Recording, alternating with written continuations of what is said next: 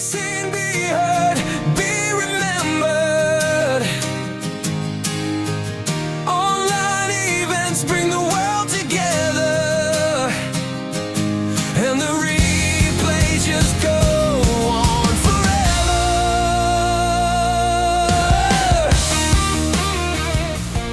And the replays just go on forever. That is one thing that I love about live events. We have an opportunity to not only show up live, be visible, be present, show up where our audience and communities are, but we get to leave a legacy. Today we have a fantastic guest who has joined me. Welcome, Kemya. I am so Thank happy to have you as my guest. We have a fantastic conversation lined up. But before we do that, we're going to cue up some celebratory effects. Hey, welcome. you. Thank Uh, you. I love it. all right. Welcome to the show, Kenya. Now, enough with the effects. Why don't we jump into introductions? Why don't you kick us off and introduce who you are, what you do, and set the stage for today's conversation? Sure. I am the person you call when you don't have in-house marketing staff, but you have to get all the marketing things done while you're still making dinner and buying the groceries and making a coffee and taking the trash out and watching the kids. Well, So I'm anything else? but that's really what my clients are doing while I'm handling their marketing. So that's why they call me so that they can get one thing, a huge thing related to their business off their plate, and they know that it's taken care of, everything's consistent, flowing through, and they can get back to what they need to be doing. I love it. That's why you and I were introduced by Coach Lee. There was Yes. alignment, there was some synergy, and I totally feel your vibe. I'm the person who helps bring moments to marketing. How often do we see marketing just, a Canva post and people think they just got to put it up because that's what everyone else is doing? But if Hmm. you're not showing up and you're not bringing value, listen, people buy from people they like, know, and trust. We hear that time and time again, and that never gets old. But the power of live streaming. Listen, live streaming is the trick to get clients to click. How do you like that? I like that. You like I that? Huh? like All right. that. Well, all right. Enough about me. This is your voice, your stage, and your vision. So I'm going to step back and we're going to spotlight you and the value that you bring to your community. And we're going to invite some people to connect with you who may be interested. Now, let's also take a moment for those who are joining us live. If you have comments, drop your comments, drop your questions. Let's change the color so that it's relevant to today's theme. How's that? All right. Questions and comments, drop them in. And we already welcomed Kemya. Let's also welcome our guests who are participating as Team Live listeners, and for those who will be joining on Team Replay. All right, so let's kick this off. I have some great conversation pieces for us to dig into. But this afternoon, you dropped a post, and I said, "Wow, this couldn't have been timed any better." Right? Your recent post was about the solopreneur paradox, being busy but not being productive. So, what inspired that message? Let's hear a little bit about that, and why do you think it resonates so deeply right now? First, I call it talking to myself. Oftentimes, when I'm crafting a post, I'm talking to myself, and I know if I need to read it or see it, a lot of my fellow entrepreneur friends need to read it and see it. And so that solopreneur paradox is it's so it's so easy to fall into a trap of I'm so busy. How many times do you talk to people and how are you doing? Oh, I'm so busy. And I'm like, busy doing what? And it's all the things as it relates to business. It's a lot of the administrative things and the things that make us feel good, feel like we're doing something. But none of the things that we're doing are actually moving the needle. They just make us feel good. And so that is really, and I have to remind myself of this. I was just having a conversation yesterday. I admit I was doing a whole lot of busy things that I had no business doing. They don't move the needle. They're not about productivity, but they're the admin, they're the minutia that we really should be spending the least amount of time on, because at the end of the day, as business owners, our goal is to get paid, which means we have to have clients and customers. So we need to be doing those types of things that generate leads and convert those leads into clients. But oftentimes we're doing everything but. And so that's really what inspired that post. Hey, here's my thought. If you got time to tell people that you're busy, you ain't busy. You're just moving things around. Because if you were truly busy, you don't even have time to entertain questions like, "Hey, what are you doing?" Oh, I'm Yes, busy. That, yes, that's that totally resonates with me. And last week, for those who were following me, I put up 3 headstones because I felt that I was being busy showing up on TikTok, showing up on X, and showing up on Facebook business page. And hmm my community or audience, they weren't hanging out there. hmm And so often I tell myself, you got to show up where your customers are. You got to show up where your audience is so that you can build a hmm community from that audience. And I tried, and listen, it works for many people, but you got to know where to be, and you got to know when to pivot, because being hmm busy just dropping content and it's not resonating, then time is better served elsewhere. Absolutely. And that's that busy work. That's part of that busy work that I was talking about. That's right. And I'd rather be doing personal outreach, cold calling, hmm having conversations that bring and drive better value than hmm just dropping a post just because everyone else is dropping a post somewhere else. Yes. All right. So you help entrepreneurs shift from scattered to marketing to strategic action.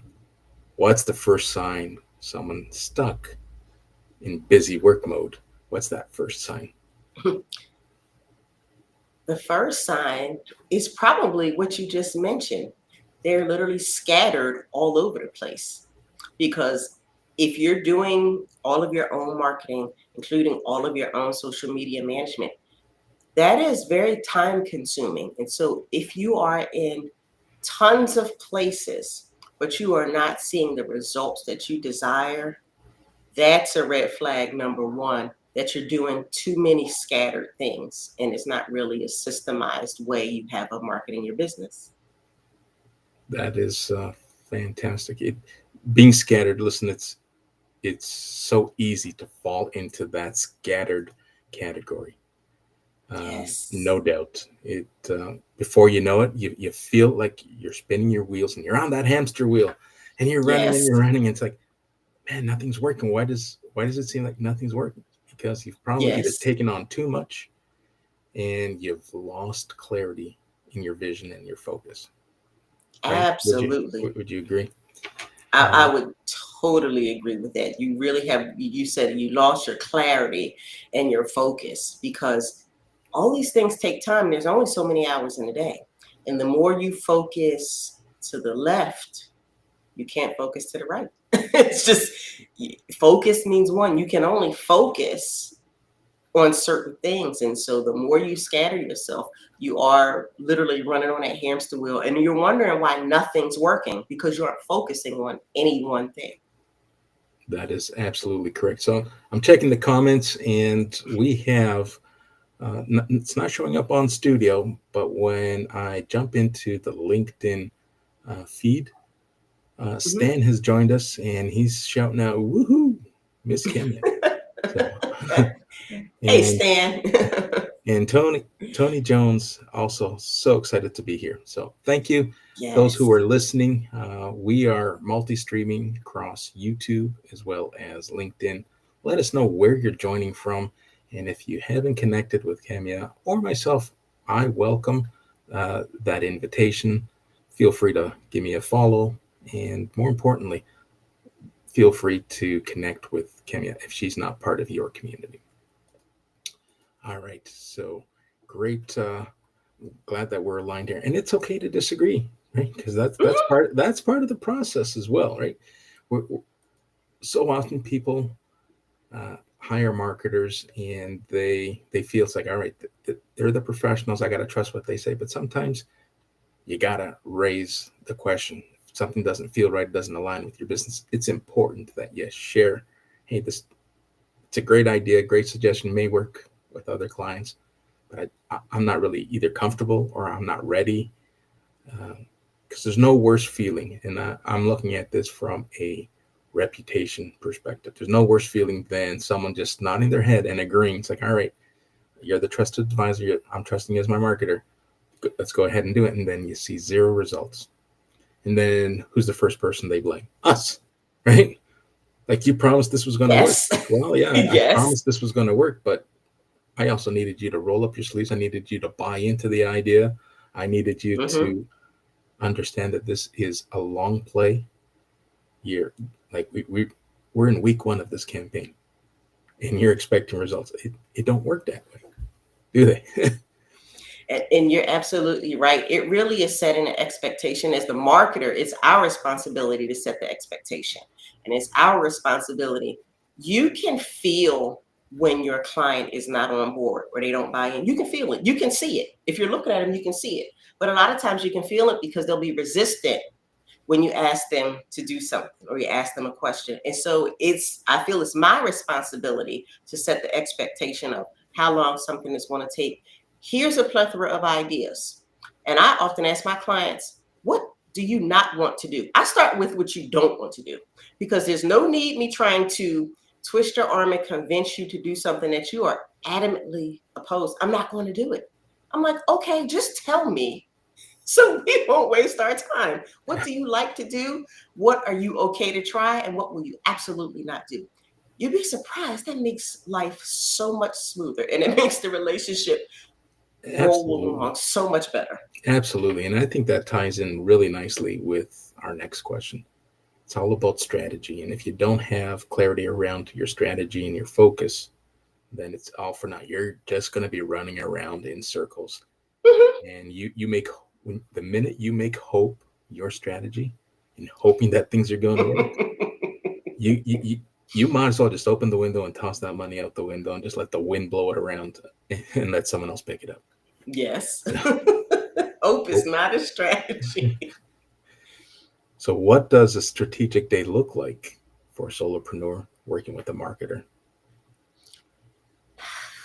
A strategic day looks like me doing an audit of your business, figuring out what you've been doing so far, looking at data if you have data, what has worked, what has not worked, and challenging the client with a series of questions. Being honest, as I say, there's nobody here but me and you.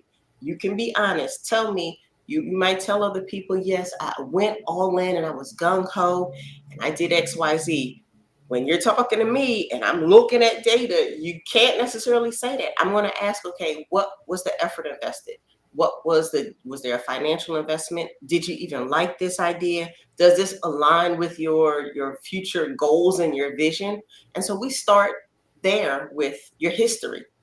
Bring it up to the present. What are your actual goals for this week, this month, this year? What are you trying to accomplish?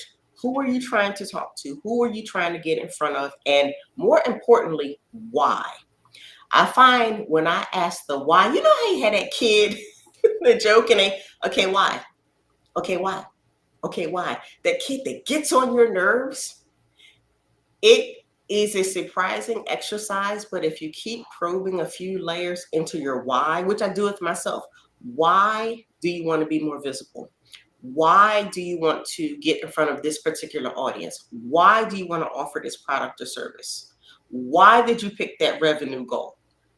It's amazing the clarity that we can bring, and that just feeds into our marketing strategy. Because if I don't understand all of those things, I can come up with grandiose visions. Like, I'm a creative, so I can shoot for the moon.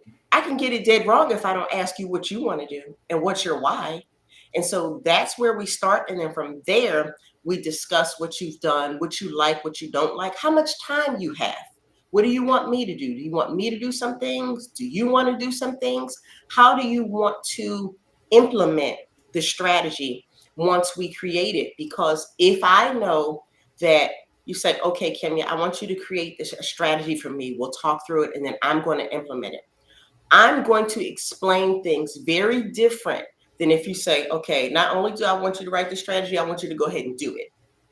That's two different things because I have to make sure you understand if you're going to do things, you have to understand what you're doing, why you're doing them. I have to give you recommendations, resources, tools. And that's really how I look at marketing strategy with my clients. And then from there, we figure out again who's implementing. And we figure all of these things out so there's no confusion about what's going to happen next. Because oftentimes, particularly as solopreneurs, again, we're making dinner, watching the kids, we have date nights, we got to do the grocery shopping, we have to do all the things. And so we have a finite period of time that we can work on our marketing. And that's something that I literally ask every client. Do you have 20 minutes a day? Do you have 2 hours a day? It's okay if you only have 20 minutes a day because you got 4 little ones and you're married and you got a job, but you have to tell me that. If you tell me that, then I can break down that 3-hour task in 20-minute chunks. And so that's kind of what strategy and planning and figuring out what we're going to do about this business, that's what it looks like when you work with me. I really get down. I can go long and far reaching, but I get down to the minutia so that when you wake up, you know what you're supposed to be doing on a regular basis and why you're doing it. I like that. You mentioned minutia. I like referring to it, getting in the weeds. As Yes. business owners, sometimes you don't have the time to get in the weeds and really understand what's happening. Mhm. Sometimes the quickest or the band-aid solution is just throwing money at it and in hopes that someone's going to figure it out for you. But no, you need someone like us, like you, and like others like us to get in the weeds, understand Mhm. the journey, and you said it, and I'll reinforce it. Once you figure out your why and understand your Mhm. why, guess what happens? The stars line up, Yes. Yes, they do. and Clarity. There's that clarity. there's no better moment than seeing those stars lining up. So, Yes. all right, Yes. I want to thank once again, take a pause and thank those who are listening live. I have questions for her, and for her I mean Kemya. But if you have questions that you'd like to ask, listen, this isn't a scripted show. This is a live, Mhm. interactive experience. So if you have questions that you'd like to ask, drop them in the comments. I'll be monitoring those in the LinkedIn feed. And then we'll be able to bring those questions up and make them part of the conversation. But in the meantime, we're going to continue. So, how can entrepreneurs assess? Now, you touched on having the goals, understanding the Mhm. why, and we're in the home stretch. We're almost in the home stretch. How do we take those assessments and align them with our goals? Some of us might be ahead of our goals, some of us might be trailing. What do we do to get us to the finish line at this time? Well, one thing to look at is your actual goal. Do you need to move the goalpost? Because oftentimes we set goals. So a lot of people set goals so far ahead that as you're working toward them, you might need to move that goalpost. Like you said, if you are getting super close to your goals or you're ahead of schedule, do you need to move the goalpost? Stretch yourself a little bit more. If you are not where you thought you would be at a certain period of time, do you need to reassess those goals, reassess your time, reassess your commitment to said goal? Because setting goals is fun. That's a fun exercise. It makes us, when you take the time to do it, it makes us feel really good that we got something done. Goal setting is a big thing. It is. However, oftentimes I find people are setting goals based on what they see other people doing and other people's why. Those goals are not necessarily attuned with their lifestyle, their time commitment, their needs, their current resources, and what they are capable of doing right now. And so, oftentimes, like I alluded to in the post, sometimes you may need to seek help. You may need to seek solutions. additional people, personnel, tools, resources to achieve those goals. But that's really what I look at when you are looking at those assessments relative to your goals. Are you actually in sync? Because if you aren't in sync, and again, nobody is in the office or at the desk with you but you, be honest with yourself. If you set this goal of, you know, getting a certain revenue, hitting a certain revenue goal, or getting a certain number of clients, but you didn't put the work in, and now here we are coming up on Q4. Do you need to have that same goal, or do you need to adjust that goal from an annual goal to a 90-day goal, for example, and say, okay, I know I was lollygagging. I wasn't really doing what I said I was going to do, but let's reframe this. Instead of that annual goal, okay, what can I get done in the next 30, 60, or 90 days? And I often find that gives you the motivation and the inspiration to get back on track, reassessing where you are and moving that goalpost. Yeah, moving it is definitely one of the options, Hmm. especially if you, not only if you find yourself ahead of plan, but also trailing. Because the one thing we do, and sometimes with good intentions, but it backfires, we set unrealistic goals, Yes. right? And so it's so easy to fall into that fantasy world where you go online and you're reading posts and you're hearing creators and marketers saying, I can 10 times your results. You know, Yes. like, listen, 10 times zero, guess what? It's still zero. So don't fall for that smoke and mirrors of, I can X number your results. Now, Hmm. if you call yourself a business owner, a solopreneur, whatever it is that you define yourself, and you set your goals at the beginning of the year, if they're not realistic, if they're not measurable and time based, and you just set them, what happens when you set it and forget it? Yes. Ain't no one going back to fix that or do it for you, That's right? right. Um, Calling yourself a business owner and giving yourself a title and doing nothing, hey, you might as well go back to bed, right? Yes. So Yes. uh, I totally agree when it comes to the goals. Listen, it's stretch yourself. If you feel you're doing good, don't take your foot off the brake. Say, all right, Hmm. we made it. It's September. I can take the Hmm. rest of the year off. You'd be surprised how you can fall off the rails if you take your foot off the gas, Yes. right? You're absolutely But right. this could be an opportunity if you're ahead of plan. Saying, all right, what can I do differently? What can I Hmm. do better? Is it now time to scale? I felt that I was supposed to be here by the end of the year. I'm ahead of schedule. Maybe it becomes about the conversation shifts.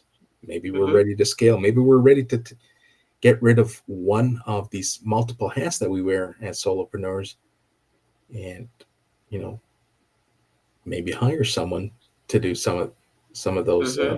menial tasks.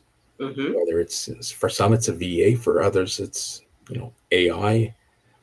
But it's a great time to reflect. Say, all right, I did what I was supposed to do. I hit the goal as I intended. Now what? And just like hope, doing nothing is also should never be part of your strategy. Yes. And something we didn't mention is you are supposed to look back at your goals. You are supposed to break down the big goals into quarterly goals, into monthly goals, into weekly goals. And so that you always know when you're on track, because now is not the time to figure out if you're on track or not. Yeah, If that's you right. don't know, you're not on track. Yeah, when I had direct reports and I was in the corporate lifestyle, Hmm. end of the year should not be the time for those who are on your team to know that they have fallen behind and they're not meeting their goals. So, and just Hmm. like a business owner, that is no different. Nothing should come as a surprise. Like, oh my goodness, this year has gone by and I didn't meet any of my goals. Like, you need to be on top of that. You need to be responsible or have someone hold you accountable. Hmm. Marketers are great for holding business owners accountable. Yes. And it's a fair exchange because in exchange for their investment in marketing, we got to hold each other accountable. Here's what we set our goals at. Now, if we're falling behind, we got to either shift resources or shift the effort Mm-hmm. to get to where we Mm-hmm. want to be. Now, another great segue. It almost feels like this has been rehearsed. And I promise, folks, this conversation has not been rehearsed. I tried my best to keep it conversational. I purposely withhold the questions from my guests so that they don't feel like they have to rehearse their answers. So this is all happening in real time, and this is couldn't have happened any better. We're talking about goals, and it ties in nicely. What are some of the common productivity traps? We talk about not hitting those goals. What are some of the traps that you see in social media marketing? And how can business owners avoid those? Spreading yourself too thin if you're doing it all, being trying to be across all the platforms, even if you are auto posting, the dreaded auto posting the same content everywhere. I'm 99.9% confident is not landing if that's what you're doing. So spreading yourself too thin across social media is a common trap that I see happening all too often. Another trap I see is being inconsistent. Oftentimes as solopreneurs, we think we're doing more than we are because we keep thinking about it. It doesn't mean we're doing something, we're just thinking about doing something. Yes, a lot of us are guilty of this, myself included. So, a trap I see is not writing down or tracking your efforts. What are you doing every day? Where did you post? How many times did you post? What did you post? Who did you engage with? Did you engage at all? Did you even open the thing? Was that message for a specific reason? Because oftentimes, as we talked about earlier, you're just simply posting with no rhyme, no reason. Why did you make that post that you just made? Why are you on that platform that you just posted on? Not really understanding those things is a common trap because your efforts are going to fall short. Things are not going to land, but you'll get trapped in that solopreneur paradox of being busy, not productive, because all those things take time. And so those are definitely some common traps I see that people fall into. Another one, particularly as it relates to LinkedIn, is not answering messages or cold DMing people. Nobody likes to be cold pitched because you spent 3 seconds on their profile. Case in point, I get cold pitched for services that I offer. I know you Oh, I didn't love look those. me up. I have way too many links on these here interwebs because you have to take it beyond LinkedIn. Yes, you can look at somebody's LinkedIn profile, but it doesn't tell the whole story. Did you visit their website?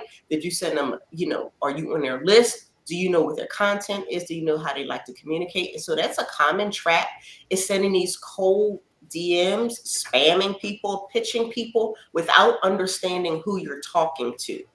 And so again, those are just some of the common traps I see right off the gate that you can easily shift your efforts and build momentum doing things that will actually move the needle. Like figure out your own messaging, figuring out who you're supposed to be talking to. Do your due diligence before you cold pitch someone.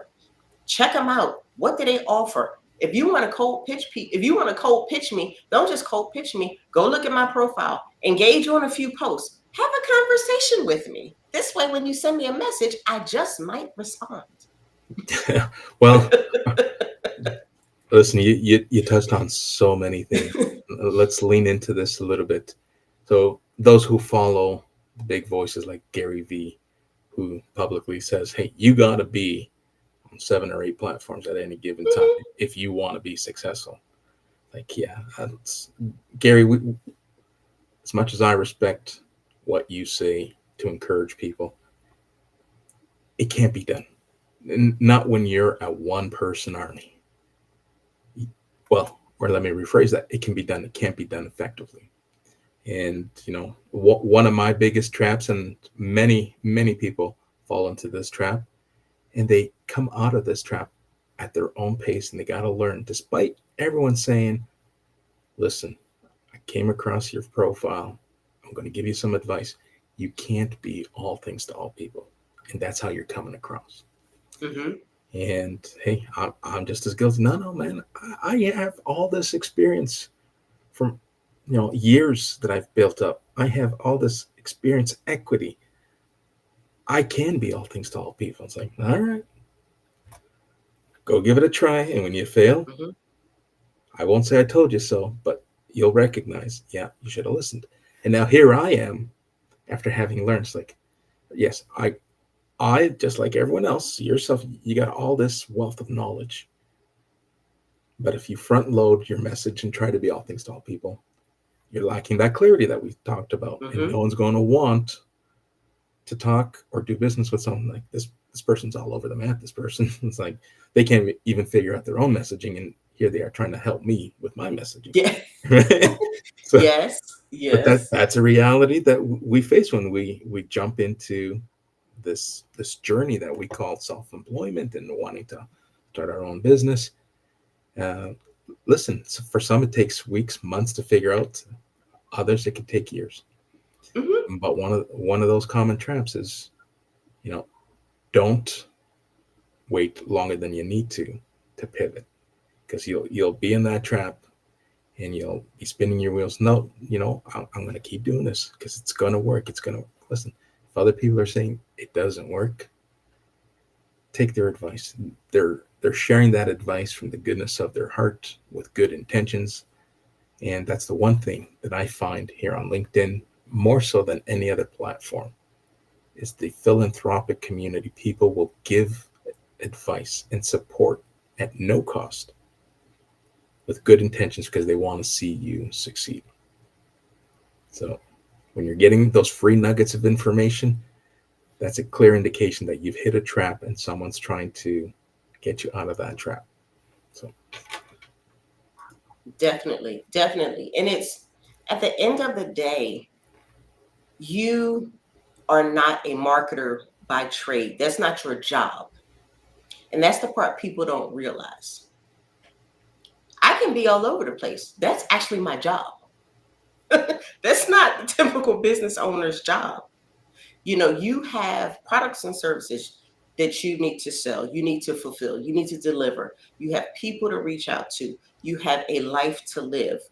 It's not your job to be the marketer, even though you have to market your own business. That's technically not your core competency. And so the more time you devote to marketing, oftentimes spreading yourself too thin, is the less time that you have to personalize things, get those clients and customers, and really fulfill your obligations on your core competencies for the business you started in the first place. Most people, if you're not a marketer, you did not start your business to market. You did not start your business to be all across social media. That's not your business. So if that's not your business, why try to make it your business? I say pick where you like. Pick a couple places that you like and hang out there. Focus on those. And then when you have those down, you understand the algorithm. You understand your messaging is tailored. You're getting leads. You are making friends, making connections, networking, getting visibility, whatever the things are you're doing. Once you have those down, then look at learning another platform, because you have to learn each of these platforms. Gone are the days when you could simply set up an account, post some random thing, and make business happen. That life no longer exists. that's right. Okay, that I was there when that used to exist. It does not exist anymore. And so you have to literally learn whatever platform you're using, and you have to stay learning it, because every platform is constantly changing. And I'm not talking about the algorithm. I'm talking about the trends. I'm talking about the features. I'm talking about the users, how they're doing things. LinkedIn is a prime example. They experiment adding a piece in. If it works, they keep that feature. If it doesn't work, they remove that feature. Every platform is like that. And so the moment you may think, oh, I got this down, the platform is going to go change something. That's And so right. you really, as a marketer of your own business, part of your responsibility now is to understand the platform you're on. And you can't do that across 5, 6, 7 platforms. That's literally a waste of your time. And that's not a revenue generating activity for a business owner. Hey, and there is another great setup for the next question. Right? You're right. Not everyone is a marketer, just like not everyone can be the CFO There are Mm-hmm. different accountabilities that a business requires, and some business owners have some of that skill, have a mix of that skill or a mix of that understanding. And you said it somewhere in one of your in your profile. I came across entrepreneurs or business owners. They aren't struggling because they're bad at what they do, but because their offer is confusing. So Mm-hmm. understand that you're not a marketer, and going into Canva and picking a template and say, hey, buy from me, here's my phone number, here's my website, and then wonder why things aren't working. It's because you're not a marketer, right? You're just doing what you think people want. And that's Mm-hmm. why I love leaning into these live events. When your community shows up, you know that here's an opportunity to test things out because you're asking questions with real people in real time.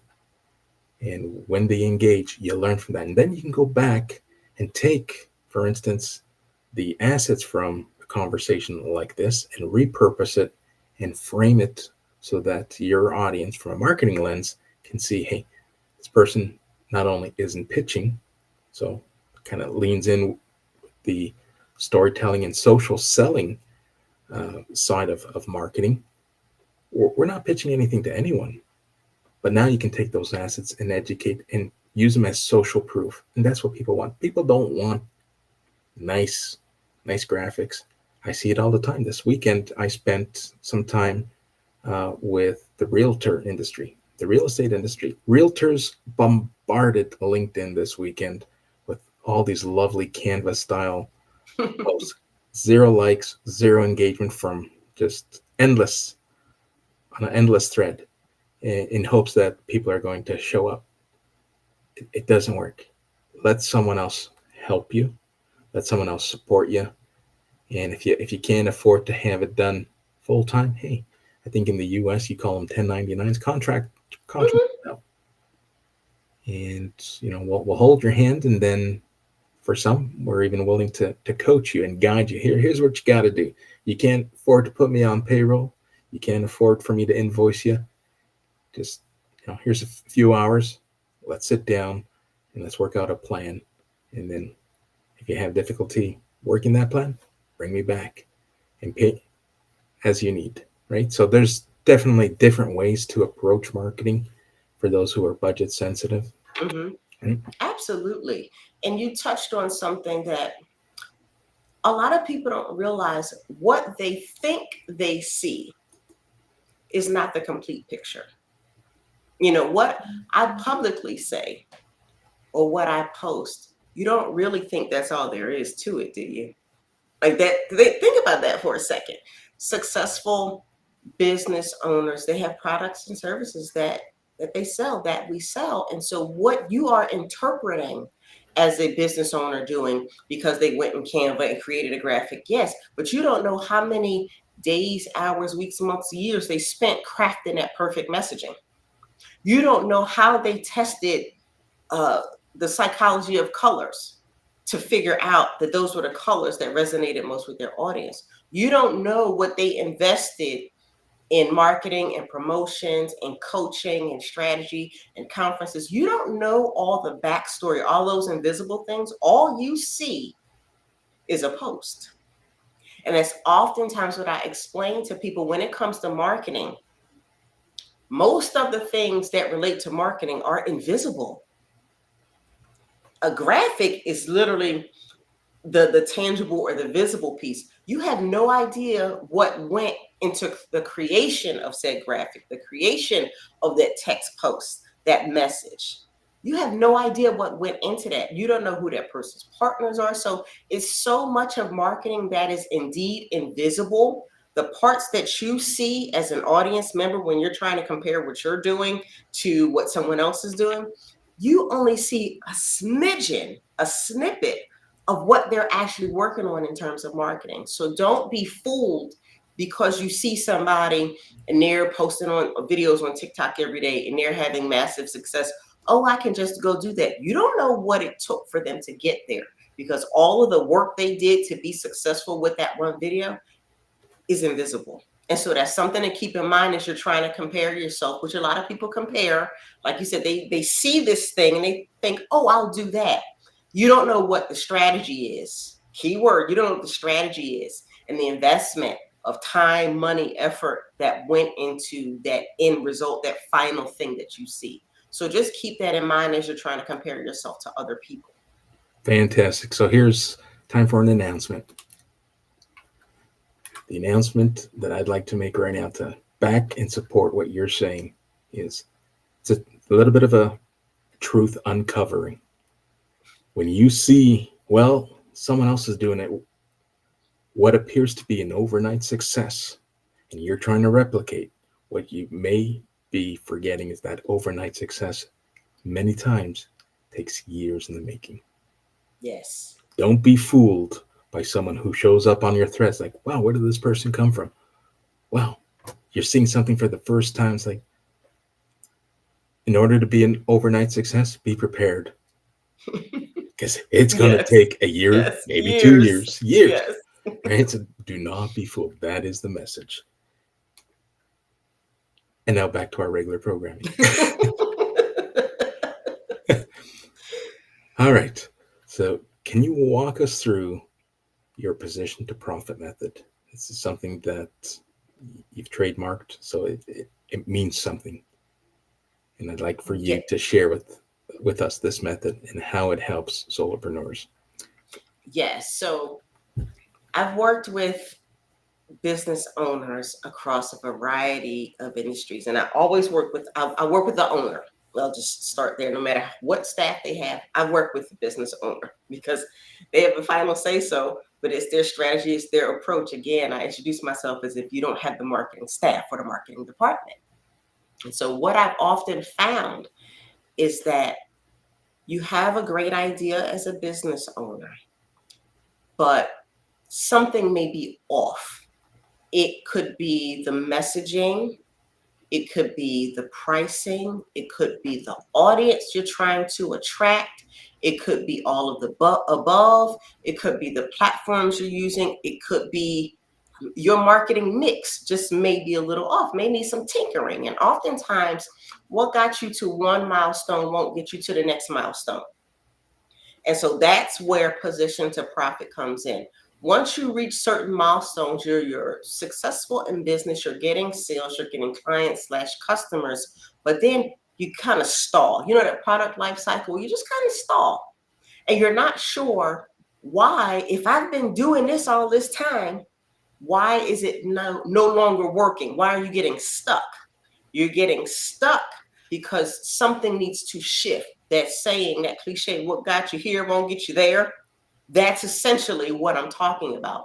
And so, position to profit has various milestones so that we can look at what you've been doing, assess your messaging, assess your pricing. Again, your goals and all those kind of things, they're kind of wrapped up in that. But as it relates to your specific offer that you want to grow and ultimately scale, we need to look at who you're talking to, why you're talking to them, how you're talking to them, where you're talking to them. And then we need to figure out what we need to adjust so that we can reach that higher level. Because again, what got you here won't necessarily get you there. Because as you grow as a business owner, you're elevating. As you become more and more successful, you as a business owner, whether you realize it or not, you're growing in your personal professional development. You're elevating. Okay, so as you want to grow and scale, everything needs to elevate with you. And so now you have to position yourself in a different way. It may be that the people that you resonated with before, your message is no longer resonating with them. It could be because you've outgrown them. It could be because the market has shifted. And so that positioned, we have to figure out what to position and to whom. And your pricing strategy needs to reflect that. The words that you say, the verbiage needs to reflect that. The way you market your business needs to reflect that. For example, if you have been hustling low ticket digital products forever and ever, okay, You are going to eventually, that hamster wheel, you're going to want to elevate. You're going to, okay, because I see it all the time. No matter who it is, somebody, they might want to get into coaching or consulting. Okay, so the way you hustled those $7 workbooks, that's not the way to get into coaching. That's not the way to get into consulting. I mean, that's literally what I'm saying. Yeah. So as you elevate and your business elevates and you want to grow, I'm the person that assesses what you were doing, looks at your core competencies, your strengths, your weaknesses, who your audience is, what the offer is. Okay, so how can we create a sexier offer to align with your future goals? We're positioning you to profit in a way that you have not typically experienced because you're growing. So it really is for people on that growth trajectory that want to do something different, that want to expand and elevate their business and their brand. That's who it's for, and that's where I come in. That is beautiful. I'm going to add another metaphor for those who haven't heard and hearing this for the first time. Closed mouths don't get fed, right? Exactly. So You're if right. you're a business owner and you hit that wall, you need to ask why. You got to go Yes. back to your why things are happening. And don't be afraid to ask your customer base. They will tell you Yes. the market is shifting. I now have competitors showing up at my doorstep who are offering different things. If you want to be relevant, then you gotta understand the ecosystem. And best people to ask many times is your clients. Yes. Yes. Absolutely. And you can even ask your colleagues, have you noticed something, what's different? Or does this sound stale? I mean, you're in groups, you're in masterminds, you have friends that, many entrepreneurs like myself, our friends are other entrepreneurs. Ask people who are in the business, and don't ask your mama and your cousin. They're not in business. That's not going to help you. Ask your business friends. Yeah. Don't But don't like you ask the said, people who love you because they will tell yes, you because what you they're, want. yes, you. Yes, and that's not helpful. And it's so funny because people have heard me say, I know I'm great. Pick it apart. Don't tell me something's great. I challenge you to tell me one thing that is wrong, one thing that can be improved. Well, fig something. Doesn't matter what it, figure something out. But you can go in with that lens, because if you think you're perfecting things, but sometimes, like I said, something might need a little tweak. Ask people to start tweaking your stuff, start tinkering and ask those questions. And like you said, oftentimes you can ask your customers, or you can look at the data from your customers. Are your sales stagnant, or are you getting new people as customers? Are the same people buying the same thing, buying different things at the same price points over and over again? Like, the data will help you. And if you aren't collecting data, now is the time to start. Whatever platform you're using to sell your products and services will have data. Even if you sell, for example, consulting services, you can look at the data and see the time period between when those invoices get paid. Is that time period stretching? Like, what's really going on? Because again, that data, coupled with asking people who are in business who can help you figure some of these things out, it can be immensely helpful as you're trying to grow to that next stage. Yeah. Now, I'm going to upset a few, if not many, marketing friends on- with what I'm about to say. Email marketing. Some people, they get into business because they were told you got to build a list. You got to build a list. And if we take what we just said, and you're asking your customers, if you ask me as a customer, it's like, stop sending me emails. But more importantly, stop sending pitches in those emails. If you want to send me an email and you want me to tell me why you're still relevant, use email for as part of your narrative, not part of your pitch. And Unless you sell products. Because the products and services, which we haven't touched on, products and services can be different. How many times has Old Navy pitched me? yes, There is a difference. So, like you there, said, you can absolutely. incorporate storytelling even in a product-based business, because a lot of my product-based friends are going to say, no, I got to email 10 times. That's the number of emails isn't the issue. Like you said, Americo, it's the relevancy. That's right. Relevance. Why are you pitching me this particular product? What is this particular product going to do for me? Don't just give me a link to buy it. Tell me why I need it. And that's that storytelling. And you, product-based businesses, you can do it just as well as service-based businesses. All right, so I may have walked myself right into the next question. What's one piece of advice that you wish more entrepreneurs or business owners would take seriously? Hmm. Get help on the marketing side sooner rather than later, because you'd be surprised how a marketer can fast track your success and growth and help you skip a few missteps. Because what I can tell you in 6 minutes, it can take you 3 years to learn, because that's my job. Right. And so, just like you're not representing yourself in court, you have a big issue, you don't want to go in there by yourself. You want somebody to guide you. You want somebody to do the speaking. You want somebody to inform you of all the options and opportunities and what can happen next. The same thing holds for your business. And marketing is one of those departments, one of those areas that everyone thinks they can do and everyone has an opinion on, not understanding that there are levels to this. And it's much easier to get help and ask for help earlier on so that you can skip a lot of missteps. You can fast track your trajectory simply by having conversations with people who have been doing this for long periods of time. I can't tell you how many coaching sessions I've had with people across all of the facets of running a business. But if you have them early enough, they can save you so many headaches. And so that's one thing when it comes to marketing. Marketing seems to be the thing people invest in last, not understanding in the attention economy that we're in today. That's one of the first things you should be investing in, because marketing captures so many things. Marketing is not just posting on social media. And so there's one thing to take away from this conversation: posting on social media is not a marketing strategy.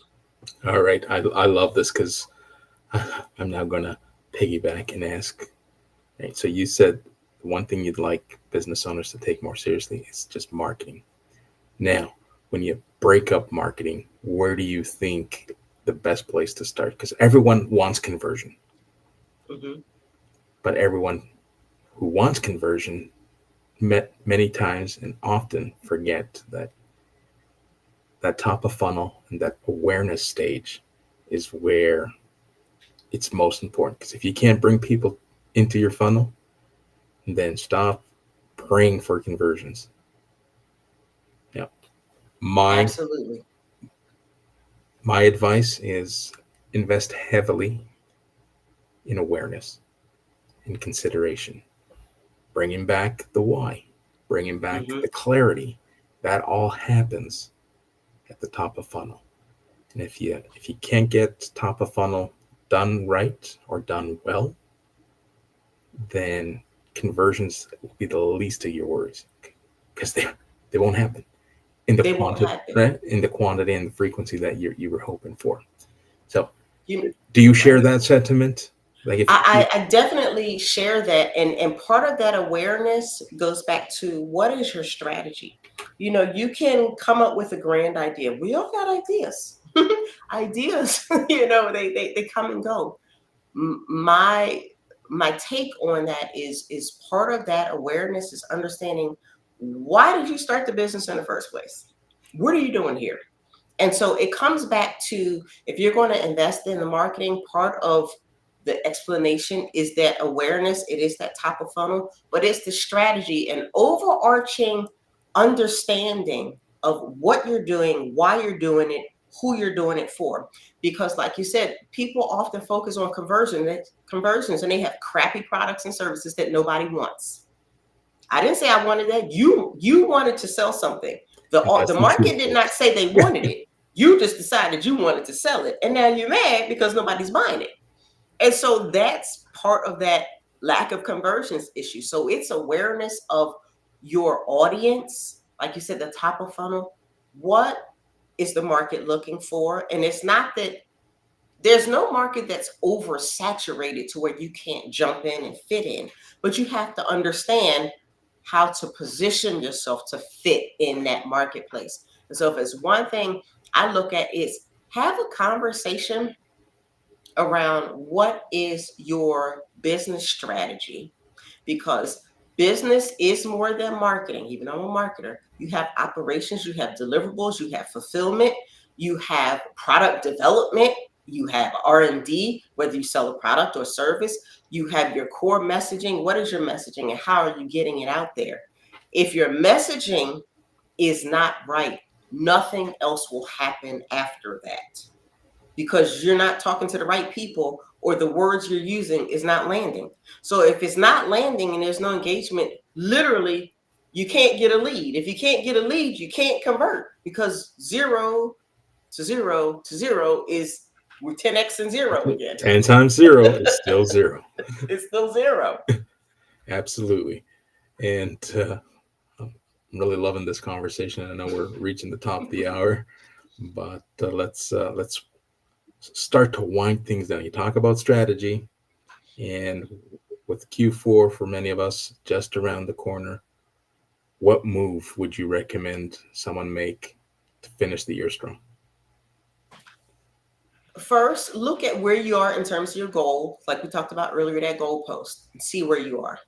If you're on track, stretch yourself a little bit, experiment with something, because you have the flexibility to do so if you're on track or you're ahead of your goals.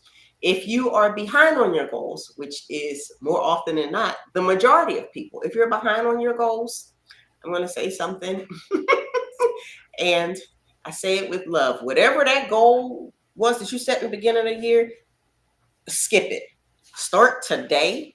Assess your time and what you want to accomplish by the end of the year and what you're willing to do to hit that goal. Because if you are so far behind, whatever you set earlier in the year doesn't matter.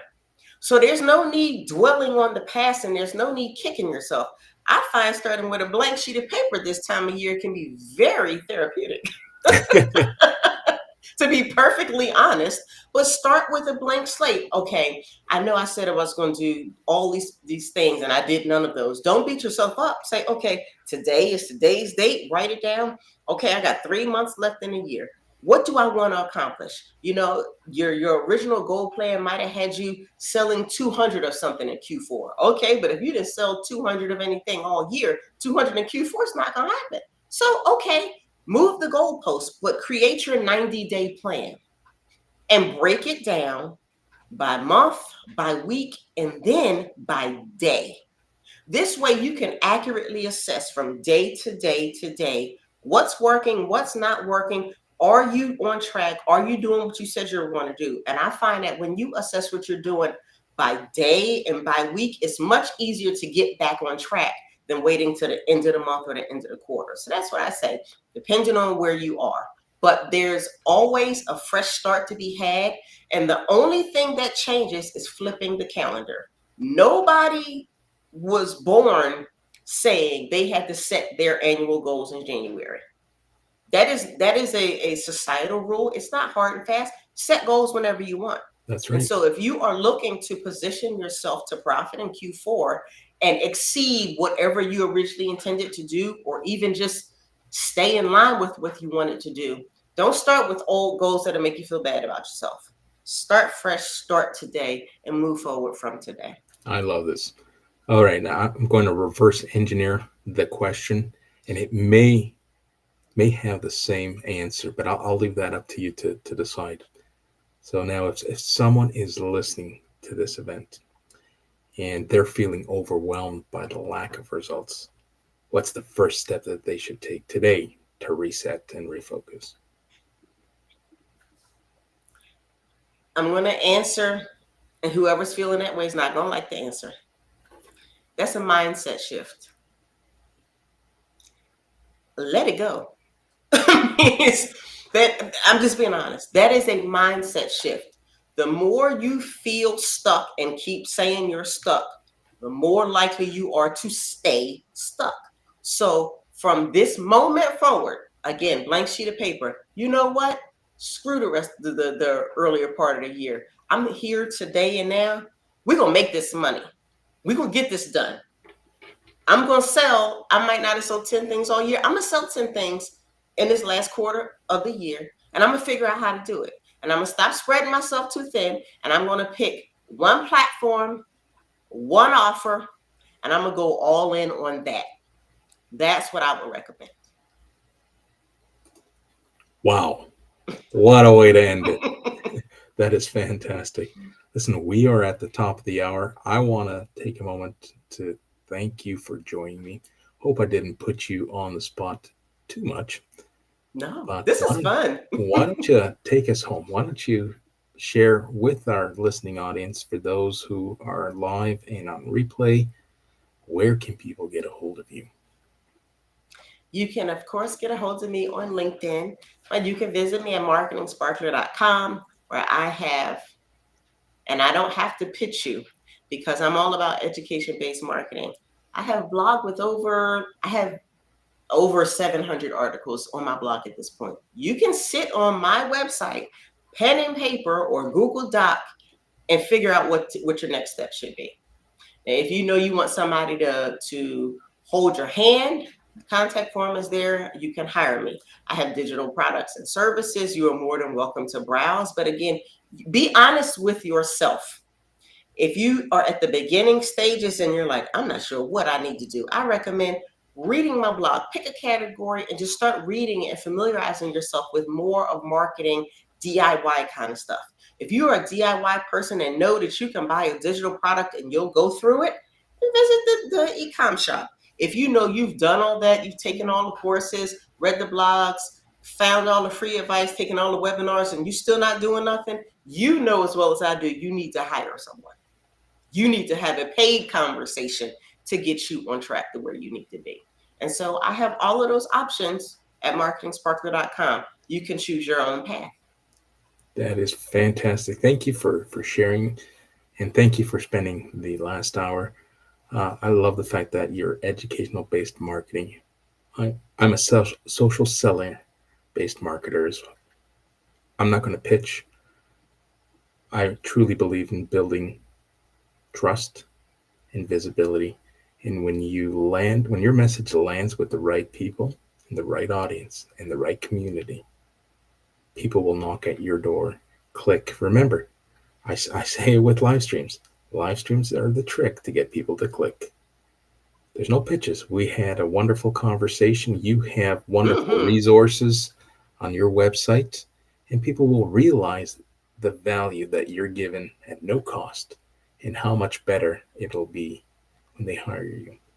So, on that note, I'm going to close things off with my theme song, Be Seen, Be Heard, Be Remembered, because that's what I love and enjoy doing with people, for people, and for my community. So till next time, thank you, everyone.